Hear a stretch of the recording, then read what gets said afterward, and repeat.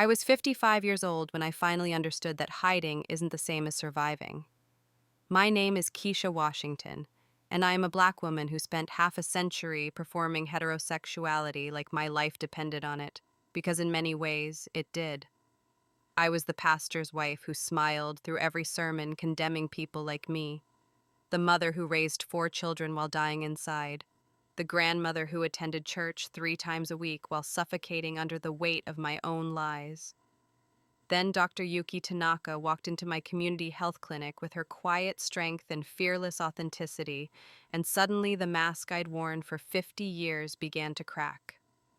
This is the story of how I hid my truth for a lifetime, and how love finally gave me permission to be seen. Sunday mornings in Southeast DC were a performance I'd perfected over 33 years.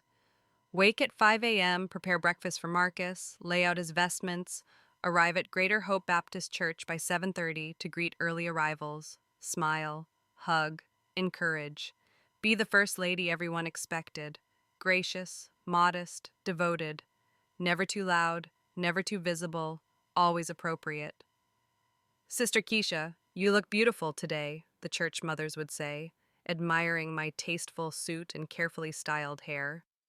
I'd learned exactly how to dress, how to speak, how to exist in the narrow space allotted to a black pastor's wife. 1 inch too bold, and you're inappropriate. 1 inch too meek, and you're inadequate. The tightrope never ended. Marcus was a good man. I need to say that first. He loved God, loved our congregation, provided for our family. He never hit me, never cheated, never drank. By the standards I was raised with, I'd won the lottery. My mother used to say, "Keisha, you married up. Pastor Washington is a respectable man from a good family. You did well, baby."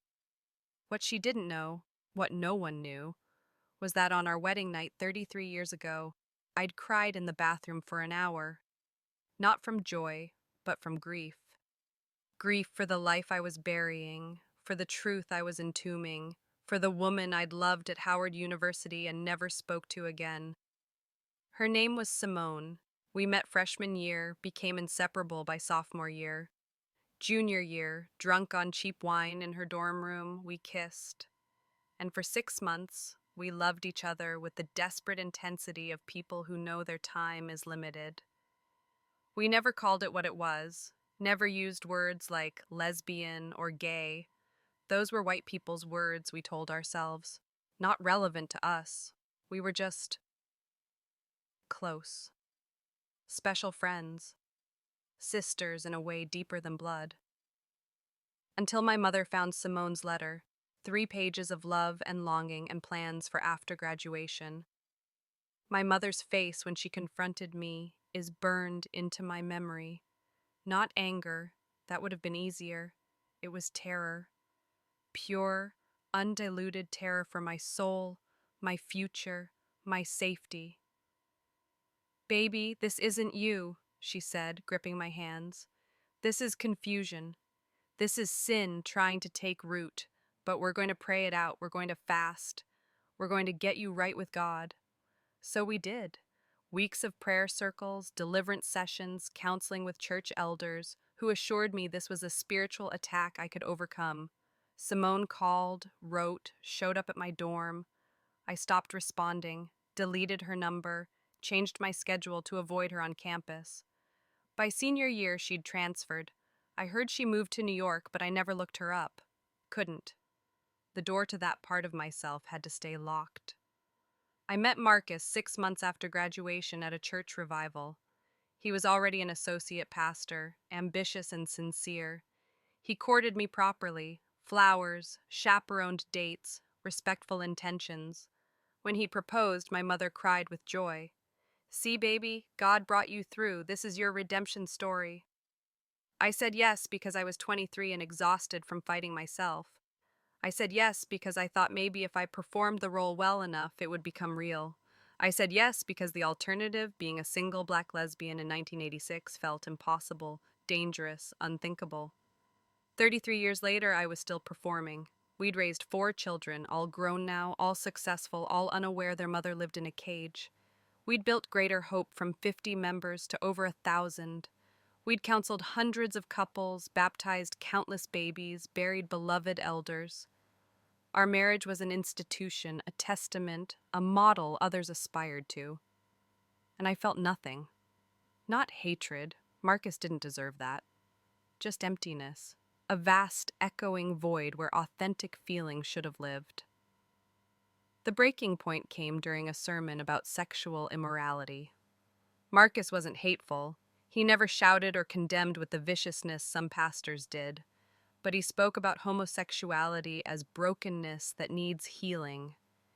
And I sat in the front pew, nodding and saying amen while dying inside. A young woman, maybe 25, sat 3 rows back, crying quietly. I recognized that pain, the desperate hope that prayer would change you, the shame of knowing it wouldn't. After service, I found her in the bathroom. "Sister, are you okay?" I asked gently. She looked at me with such devastation. "I'm trying, First Lady. I'm praying so hard, but I can't. I can't change who I am."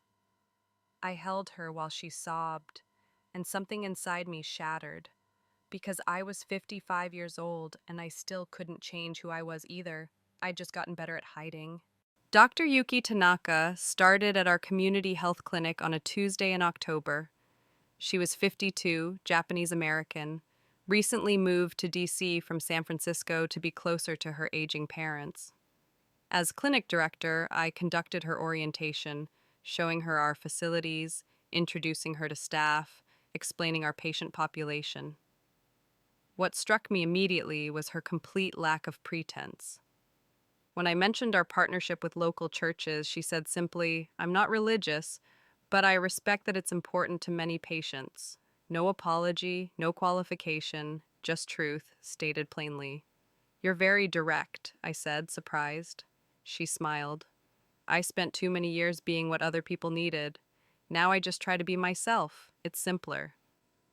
Over the next weeks, I found myself drawn to Yuki in ways that terrified me. She was brilliant, a physician who treated patients with genuine compassion regardless of their circumstances. She was funny, making dry observations that made me laugh in ways I hadn't in years.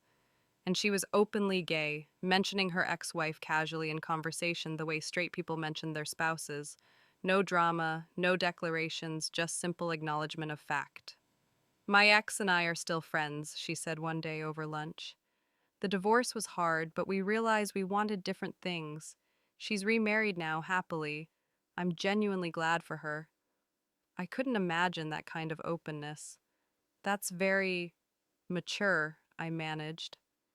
Yuki studied me with those intelligent dark eyes. "Keisha, can I ask you something? And please tell me if I'm overstepping." My heart hammered. "Of course. Are you happy?" There it was again, that devastating question. "I have a blessed life," I said automatically. "My husband is a respected pastor. My children are thriving." "That's not what I asked." Her voice was gentle but firm. "I asked if you're happy, if you wake up feeling like you're living your own life." Tears came before I could stop them. I stood abruptly, mumbling something about a meeting, and practically fled to my office. But I couldn't shake the question, or the way Yuki had looked at me, not with pity, but with recognition.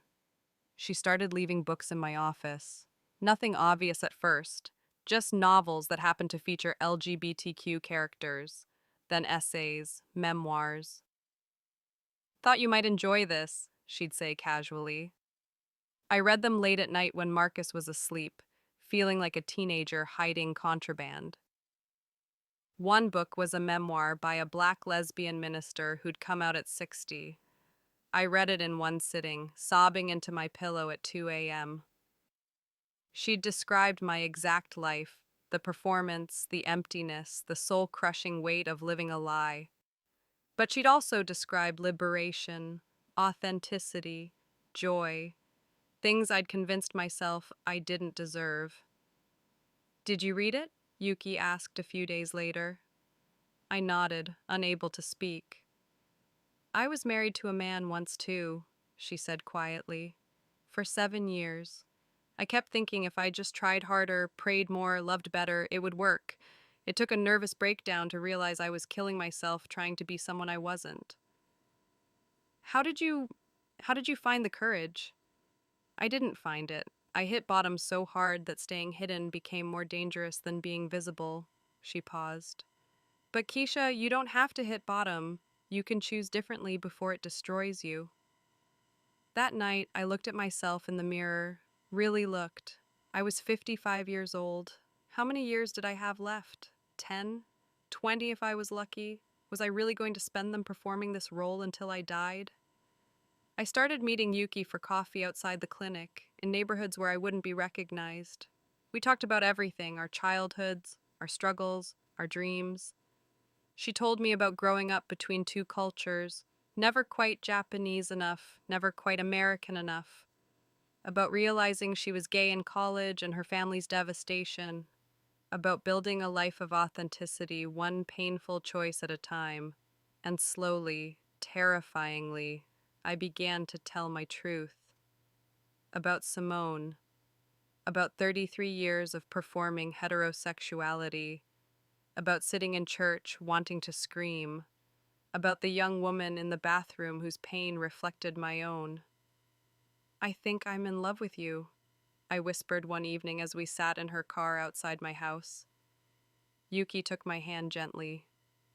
I know, and I have feelings for you too. But Keisha, I won't be your secret. I did that once. I won't do it again. I don't know how to not be secret, I admitted. Then that's what you need to figure out, she said. Not for me, for yourself.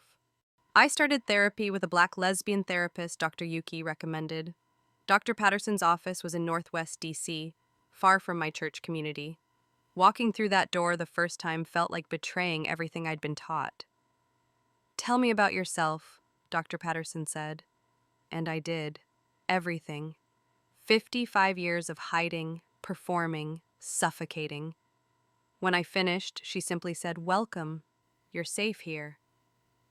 Over the next months, I began dismantling the lies I'd built my life on. That God hated me. That being gay meant being broken. That I owed everyone my suffering in exchange for respectability. That my children would be better off with a miserable mother than an honest one. But knowing the truth and acting on it were different.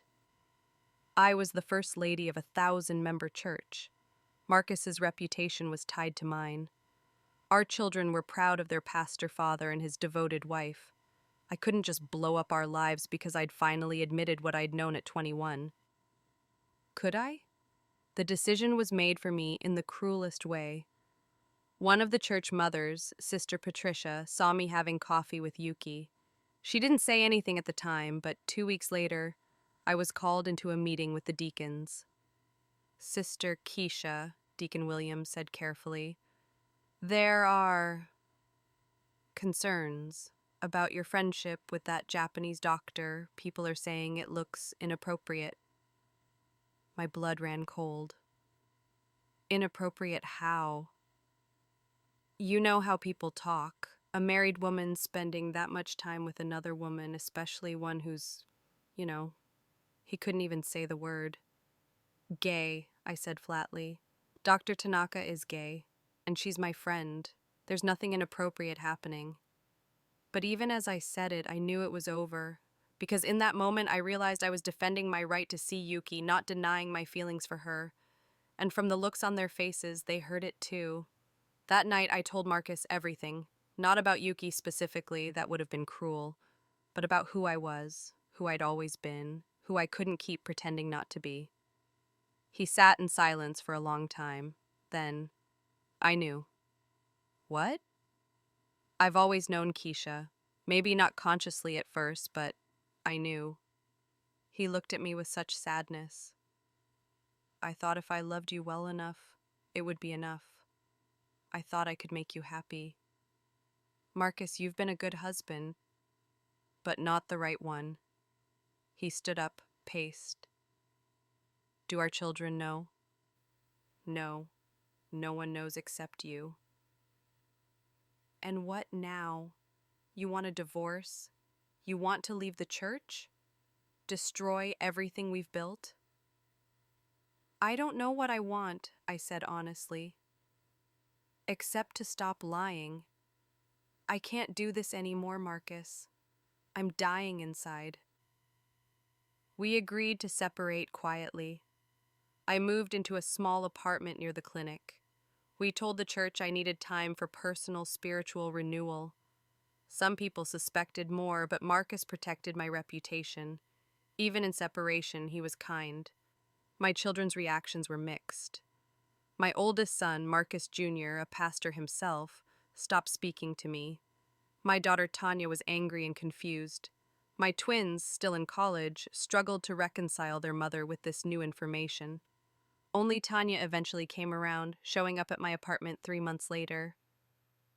"Mom, are you happy?" she asked, echoing Yuki's question. I thought about it. Despite everything I'd lost, despite the pain and uncertainty, I felt lighter than I had in decades. "Yes," I said, "I actually am." "Then that's what matters," she said, though I could see it still troubled her. The hardest loss was my mother. At 78, she saw my truth as the ultimate failure, hers as much as mine. "I tried to save you," she wept. "I prayed so hard." "Mama, there was nothing to save me from. This is who I am." "Then I don't know you." She hung up and hasn't called since. That grief lives in me still, the cost of authenticity measured in lost relationships, fractured family, community condemnation. But staying hidden would have cost me something I couldn't afford to lose anymore, myself. Rebuilding my life at 56 felt both terrifying and liberating. I resigned from my position at the clinic to avoid putting Yuki in an awkward position, found a new job at a different health center, started over. But this time, I started as myself. "Yes, I'm gay," I said during my interview. "If that's a problem, I'd rather know now." It wasn't. My new director, a straight black woman named Cheryl, just nodded. "Good to know. Welcome aboard." That simple acceptance nearly made me cry. After 50 years of hiding, someone had said welcome without conditions. Yuki and I took things slowly. "I need to learn who I am before I can be good for anyone else," I told her. She understood, patient as always. We dated, real dates where I didn't check over my shoulder constantly. Movies, dinners, walks through neighborhoods where I wasn't known, simple pleasures that felt revolutionary. "You're different," Yuki observed one evening. "Lighter." "I feel like I'm finally inhabiting my own body," I said. "Like for 55 years I was a guest in my own life, and now I'm moving in permanently." I found community, Black LGBTQ groups, LGBTQ affirming churches, spaces where I wasn't an anomaly or a problem to solve. I met other late bloomers, women who'd come out at 40, 50, 60, 70. Each story was different, but the core was the same: better late than never. One woman, 72 years old, told me, "Honey, I came out after my husband died. Spent 45 years married, raised 5 kids, did everything right. Now I'm living my last years as myself. Would I have done it sooner if I could? Maybe, but I'm doing it now, and that's what matters." Marcus and I divorced quietly. He remarried 2 years later, a woman who genuinely loves him in ways I couldn't. I'm happy for him. We're not friends, but we're not enemies. We simply recognize we both deserve authentic love. My children came around gradually. Even Marcus Jr. eventually called, though our relationship remains strained. "I don't understand it, Mom," he said, "but you're still my mother." I'm trying. That's all I can ask. That they try. That they see me, really see me, for the first time. Yuki and I moved in together after 2 years. We have a small row house in Northeast DC with a garden where I grow collard greens and tomatoes. We host dinners for LGBTQ friends, chosen family who understand what it costs to live openly. I'm learning to cook Japanese food. She's learning to make decent cornbread. I volunteer with LGBTQ youth, especially young black LGBTQ people struggling with family and faith. I tell them my story, all of it, including the wasted years, not as tragedy, but as testimony. It's never too late. Freedom is possible. You deserve to be seen. Some people from my old church still see me around DC. Some look away. Some stop and talk, awkwardly but kindly. One older woman, Sister Martha, pulled me aside at the grocery store. First Lady, I mean Sister Keisha, she corrected herself. I just want you to know, I'm praying for you, not that God changes you, just that He keeps you safe and happy. I hugged her and wept in aisle 7 of Giant. I'm 58 now, 3 years into living openly. Would I have chosen this path at 21 if I'd known the cost? I don't know. But I know this. Every day I wake up as myself is a gift I refused for 5 decades. Every morning I see Yuki making coffee. Every evening we sit on our porch watching sunset. Every moment I exist without hiding. It's reclaiming time I thought was lost forever. Living openly has cost me much: my marriage, my position, some of my children's respect, my mother's acceptance. But staying hidden cost me more: 55 years of my own life. If you're reading this from behind your own mask, please hear me. It's not too late. Whether you're 35 or 75, you deserve to be seen as you are, not as others need you to be. The people who love you for real will find their way back. And you'll find new people who love you for truth. Yes, it's hard, especially for those of us whose survival has depended on hiding, whose communities punish authenticity, whose families measure love by conformity. But hiding is not surviving. It's dying slowly enough that no one notices. Your truth is waiting, and it's beautiful. Step into it. Are you living behind a mask or in your truth? Organizations like the Audre Lorde Project, National Queer and Trans Therapists of Color Network, and LGBTQ affirming faith communities offer support. You don't have to walk this journey alone. Your story matters. Share it when you're ready.